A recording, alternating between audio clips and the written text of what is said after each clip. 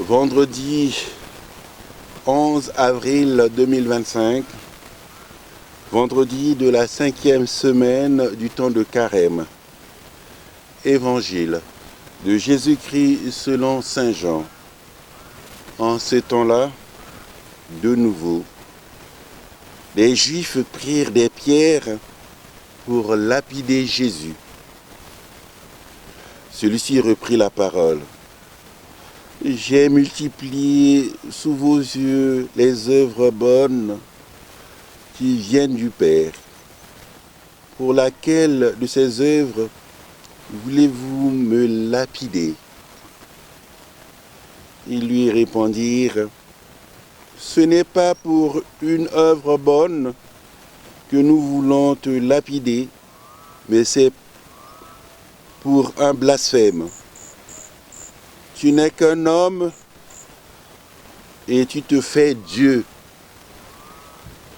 Alors Jésus répliqua, n'est-il pas écrit dans votre loi, j'ai dit, vous êtes des dieux? Elle les appelle donc des dieux, ceux à qui la parole de Dieu s'adressait. Et l'écriture ne peut pas être abolie. Or, celui que le Père a consacré et a envoyé dans le monde, vous lui dites, tu blasphèmes, parce que j'ai dit, je suis le Fils de Dieu. Si je ne fais pas les œuvres de mon Père, continuez à ne pas me croire. Mais si je les fais, même si vous ne me croyez pas, croyez les œuvres. Ainsi, vous connaîtrez et de plus en plus que le Père est en moi et moi dans le Père. Il cherchait de nouveau à l'arrêter, mais il échappa à leurs mains. Il repartit de l'autre côté du Jourdain, à l'endroit où, au début, Jean baptisait, et il y demeura. Beaucoup vinrent à lui en déclarant, Jean n'a pas accompli de signe. Mais tout ce que Jean a dit de celui-ci était vrai. Et là, beaucoup crurent en lui. Bien-aimés de Dieu, en ce vendredi, avant la semaine sainte, et pourtant le moment devient de plus en plus crucial pour Jésus.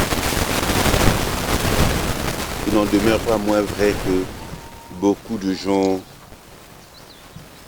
commencent à croire en lui, Jésus. Ce Jésus qui dit à ses interlocuteurs, j'ai multiplié pour vous, sous vos yeux, les œuvres bonnes qui viennent du Père.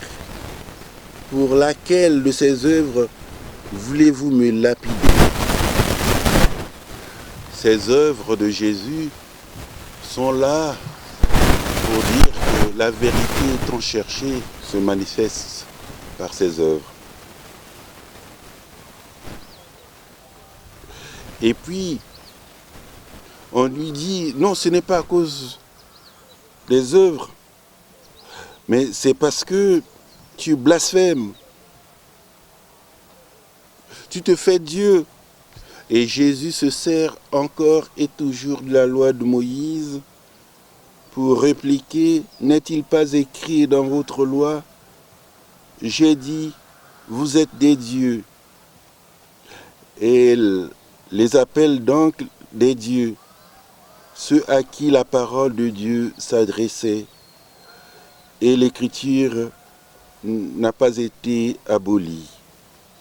Elle ne peut pas être abolie, l'écriture, parce que la parole de Dieu que nous recevons fait de nous d'autres Jésus, d'autres dieux, pour nos foyers, pour nos activités, pour nos villages, pour nos communes, pour nos régions, pour nos pays. Alors il faut encore et toujours écouter la parole du Seigneur qui vient comme pour nous façonner, qui s'incarne en nous pour que nous soyons transformés à l'image et à la ressemblance de Dieu.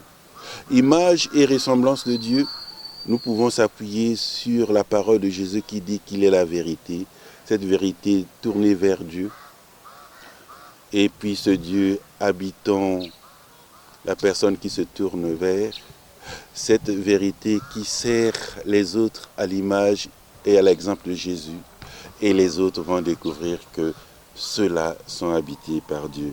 À nous de prier pour notre humanité. Ah, si elle pouvait écouter la parole de Dieu. Ah, si elle pouvait écouter cette parole. Un bonheur pour le monde.